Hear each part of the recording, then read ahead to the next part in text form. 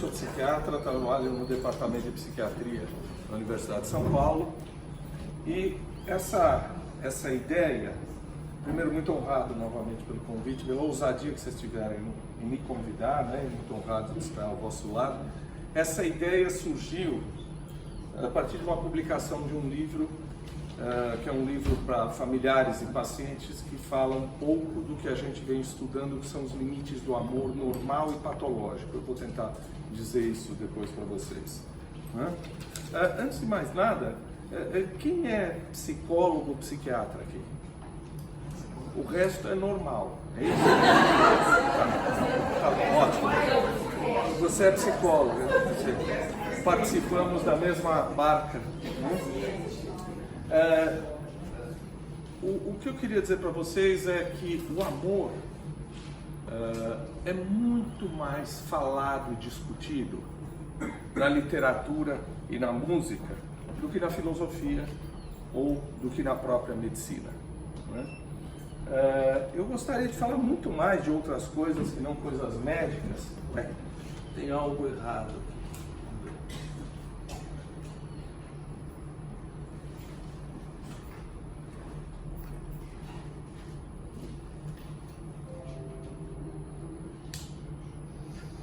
Pode se falar de múltiplas formas, né? E como eu disse, a literatura e a música falam de amor muito melhor do que psiquiatras e filósofos, né? O amor pode ser falado de uma forma parnasiana, né? Vejam Pixinguinha falando: tu és divina e graciosa, estátua majestosa do amor por Deus esculturado. Parece Bilac, né? É parnasiano isso, né? O amor pode ser falado de uma maneira romântica, como quem faz sexo sem luvas. Amor é fogo que arde sem se ver, é ferida que dói, mas não se sente, é contentamento, descontente, é dor que desatina sem doer, né? E quando o amado pergunta: me ama ou não me ama? Uma das coisas mais bonitas é a aria Elixir d'amor de Donizetti, quando ele começa: una furtiva lacrima negli occhi suoi spuntò, una furtiva lacrima despontou nos seus olhos, né? Quelle festose giovani invidia sembrò, que più cercando io vou. Então, o que mais que eu estou procurando? E ele fala: me ama, me ama. É uma das áreas mais bonitas da ópera, quando ele finalmente tem certeza que a mulher amada o ama. Para falar de ópera, a gente pode falar que o amor é prazer e desprazer, né? Quando Alfredo fala de Violeta em La Traviata, ele diz que o amor é croce e delícia, delícia al cor, né? O amor é cruz e delícia tudo ao mesmo tempo, né? Quando a gente fala de abandono no amor, tem um poema lindo do Bilac que chama Nel mezzo del cammino, que ele diz assim: chegaste, vinhas fatigada e triste, fatigado eu vinha, né? Parece que os dois vêm de experiências muito tristes, muito traumáticas e que vai dar certo. Mas no final o poema termina assim: hoje segues de novo, na partida nem o pranto os teus olhos umedece, nem te comove a dor da despedida. E eu solitário volto a face e tremo na extrema curva do caminho extremo, né? Não é muito bonito? Mas o amor também pode cessar, não por abandono, mas porque um dos dois morre, né? E eu vou fazer uma tremenda ousadia aqui, uma homenagem, né, ao professor João Roberto Faria, que está aí, que é o maior conhecedor de Machado de Assis do Brasil e, consequentemente, do mundo. Não é verdade? É isso mesmo. Porque o grande Machado, quando se despede de Carolina, ele diz assim: que eu se tenho nos olhos mal feridos, pensamentos de vida formulados, são pensamentos idos e vividos, né? Alguém que amou uma mesma mulher a vida toda. Ódio, né? Ódio a gente tem quando encontra aquela mulher num braço que nenhum pedaço do seu pode ser, né? Quando ele diz assim: que eu gostei tanto quando me contaram que te encontraram chorando e bebendo na mesa de um banco. Uma saída honrosa para o amor quando o amor se vai, né? O Vinícius fala que não seja imortal, posto que é chama, mas que seja infinito enquanto dure. Mas o Cartola fala assim, esquece nosso amor, vê se esquece. Porque tudo na vida acontece que meu coração ficou frio. E amor não tem sexo. Você vai ver os maravilhosos poemas de Cavafis, do Alden, amor não tem sexo. Se a gente for falar de filosofia, o Banquete de Platão marca uma mudança muito importante para a ciência também e para a filosofia. A gente para um pouco de falar do Eros como figura mitológica e começa a fazer a fenomenologia do amor. Cada um fala o que acha do amor, o que sente. É uma virada científica e filosófica dentro da Grécia. E nós gregos, né, temos muitas palavras para falar de amor, né? E acho que nós vamos falar de Eros hoje. É de Eros que nós vamos falar? Porque filia pode ser afeição por alguém que é seu amigo, filos, né? É seu amigo. Você pode falar de ágape, amor ao próximo, solidário, de doação, ou de storqui, que é amor aos filhos. E há vários outros de amor maduro, né?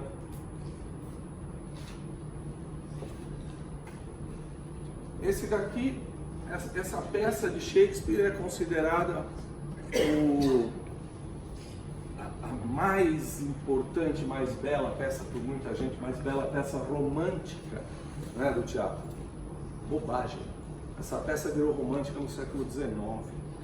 Shakespeare queria dizer o seguinte: vocês devem obedecer os pais, porque vocês não obedecerem aos pais, vai dar porcaria. É uma peça política e é uma peça que diz, obedeçam aos pais. Não fizeram isso.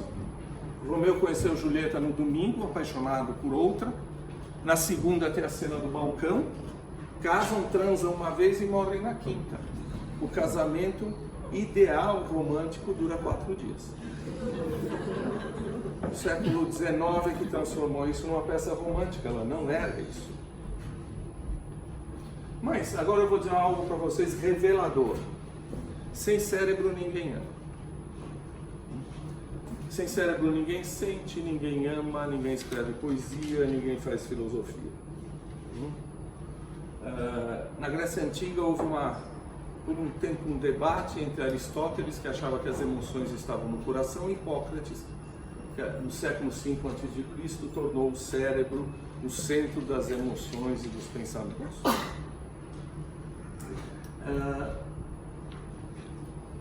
Essa socióloga, Ellen Fisher, estudou 166 sociedades humanas, né?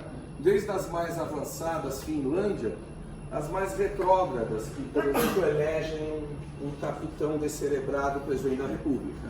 Né? Todas as sociedades. E eles perceberam o seguinte, que em todas as sociedades há o fenômeno do amor. O amor é um fenômeno biológico, é biologicamente determinado. Tem um estudo muito interessante de ressonância magnética funcional, onde eles pegavam os indivíduos que estavam apaixonados, colocavam na ressonância e mostravam fotos da pessoa amada. A região do sistema límbico, ali onde mostrei colorido para vocês, se iluminava. Aí eles trocavam a foto por um vizinho, por um amigo, apagavam. Então há uma região diferente da região pré-frontal, que é essa região aqui, que é a região mais cerebral, é a região da razão, é a região da lógica, que se ilumina na presença do amor. Né? Essa é uma região extremamente antiga, que é chamada circuito de recompensa. O que acontece? Você tem um aumento muito grande de uma substância chamada dopamina. Esse sistema límbico, que é um sistema muito antigo, ele inibe a região frontal, que é a região da lógica. A gente fala que o amor é cego. Sim, ele é cego, inclusive, do ponto de vista neuroquímico. Como você tem uma queda da serotonina, né, o amor, nesta fase da paixão, também lhe dá sentimentos ambíguos, de tristeza, de choro, de angústia. Você tem sentimentos biologicamente determinados. O cortisol se aumenta. E um hormônio que os ginecologistas e as mulheres conhecem bem, por causa do movimento uterino, por causa da amamentação, a oxitocina, é o que determina o attachment, a vinculação amorosa, e é liberada durante a pele, quando você faz sexo ou quando você está junto da pele do ser amado. Isso leva a uma vinculação maior. Então, no começo, né, vou traduzir luz por luxúria, parece pecado capital, né? Mas é comecinho, aumentam os hormônios sexuais, depois durante a atração, aumento da dopamina, durante o vínculo, ocitocina, vasopressina, e aí as regiões cerebrais envolvidas. E com o tempo, o que acontece? Com o tempo, muita gente continua amando a mesma pessoa. Tem um estudo que depois de 1 ou 2 anos o cortisol, a serotonina caem e voltam ao normal. Mas eles pegam casais que estão casados há no mínimo 20 anos e fazem a mesma experiência de gente apaixonada. E uma parcela desses casais continua tendo uma iluminação na região límbica quando tem a foto do seu par, do seu amor, da pessoa que é a sua companheira. Então, a possibilidade de amar ao longo da vida existe, né? Biologicamente mostrado. Agora, será que está todo mundo falando da mesma língua quando diz que está amando? Esse é um trabalho legal lá do Instituto de Psiquiatria, nossa colega a professora Carlita. Eu pergunto, amar é um sentimento compartilhado? Se perguntou para 3.405 mulheres com quem você iniciou sua vida sexual. 90% disseram que foi com o namorado. 7% com um amigo. O resto é muito pouquinho. Mas 90% disseram, iniciei minha vida sexual com meu namorado.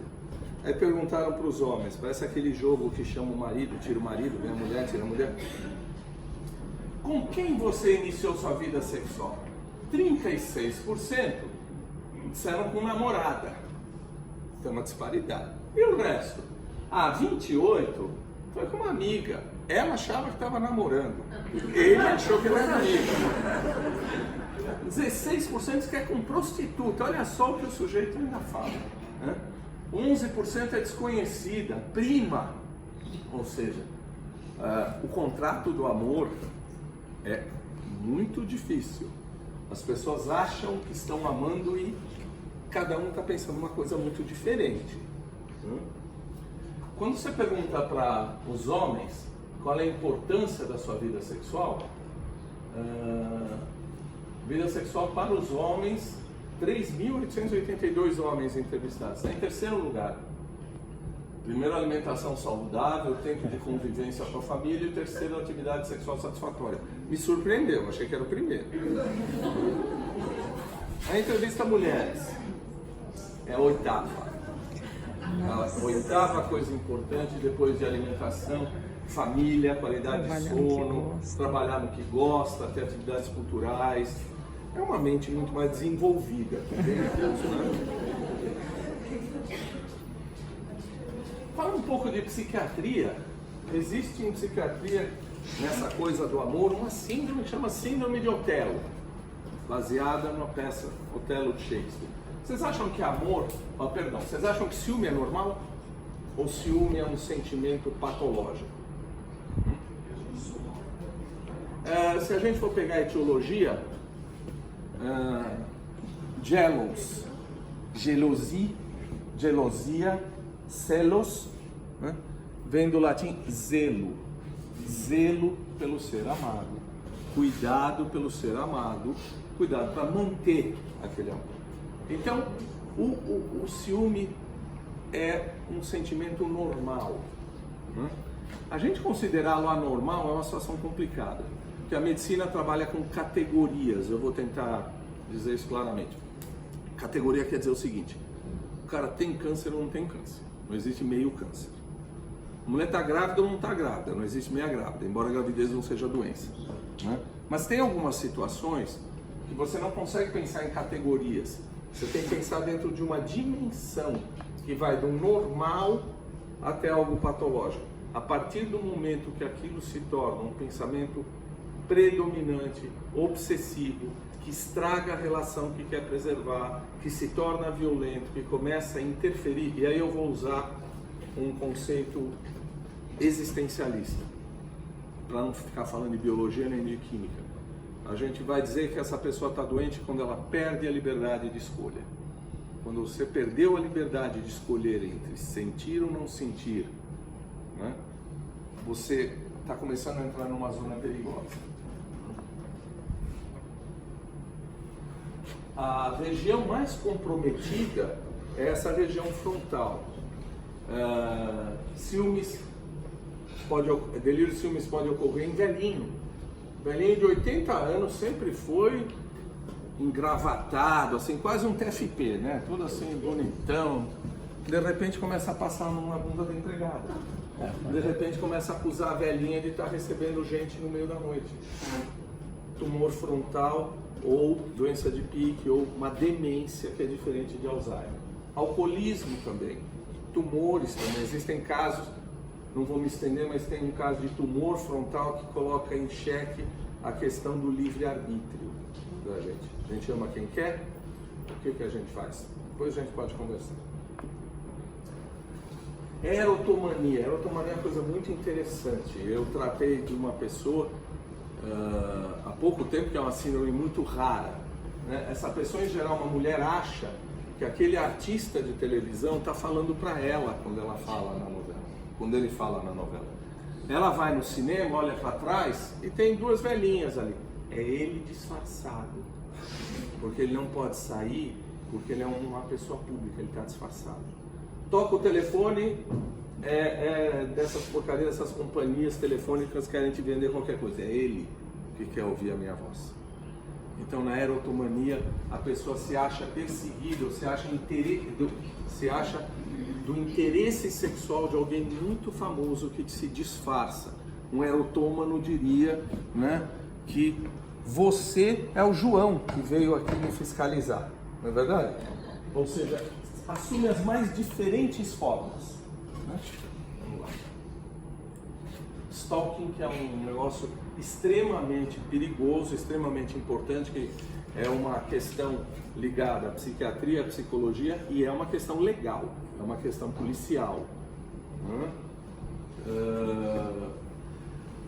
Fora a maluquice do próprio personagem, no filme Taxi Driver, ele também faz um stalking, tá? Tem no filme, quando ele faz atrás de uma menina que pertence a um comitê político lá. Isso é uma situação extremamente complicada, existem discussões policiais sobre o que fazer, discussões médicas sobre o que fazer. E esse é o livro, Como Lidar com o Amor Patológico. Se vocês comprarem o livro, a renda é revertida toda para o ADT, está aqui na frente. Opa! Esse é um gráfico que eu montei em cima daquilo que eu fiquei estudando sobre enamoramento, que eu acho bonitinho da gente pensar. O amor começa com uma atração físico-emocional. Ela evolui para paixão. Mas se ela parar aí, ela não amadurece. Se ela parar aí, ela fica submetida a todas as tempestades e as intempéries possíveis. O amor precisa evoluir para alguma coisa. E ele só evolui quando há uma desilusão. Desilusão no seguinte sentido, né? A pessoa que está diante de mim não é perfeita. A pessoa que está diante de mim tem um monte de problemas. Ele não é o homem mais lindo do mundo, quando eu imaginava. E ela também não é. Mas, diante disso, a gente refaz o olhar um para o outro e acha que o que a gente sente e que aquela pessoa é suficientemente concreto, é importante para a gente continuar junto. Então, o amor maduro passa por um estágio da desilusão, de olhar para o outro com um olhar crítico e a partir disso dizer, sim, eu amo essa pessoa. Se você não ultrapassa essa fase da desilusão, você vai ficar sempre nessa segunda fase do amor, que é o amor das pessoas que têm, muitas vezes, o amor patológico, o amor imaturo, ou que acaba rompendo um relacionamento normal porque não consegue amadurecer o amor. Hoje a gente fala em psiquiatria de dependências comportamentais. Dependências comportamentais são algumas coisas que você faz e que te remetem muito ao modelo de dependência do alcoolista ou da droga, né? Por exemplo, se você não... E aí eu estou falando do amor patológico. Quando a pessoa está longe, quando o parceiro está longe, a pessoa passa mal, fica angustiada, fica ligando, tem uma verdadeira síndrome de abstinência física e emocional pelo distanciamento, né? Tem um cuidado excessivo, né? Tudo, tem que fazer tudo por ele, mas depois cobra, né? Esse excesso de altruísmo é cobrado depois. O indivíduo que é alcoolista, ele não consegue parar de beber mesmo sabendo que aquilo está fazendo mal para ele. O cara está com uma cirrose, está passando mal, ele não consegue parar de beber. Aqui há uma falta de controle em perceber que aquilo está fazendo mal para a pessoa. Ela não consegue diminuir a atenção do companheiro, mesmo se sabendo frustrado, né? Uso de técnicas para controlar o parceiro. A maior parte do tempo é gasta pensando o que eu vou fazer, como é que eu vou olhar, eu vou ficar na frente da casa daquela pessoa, eu vou ligar para ver se ele está no escritório, né?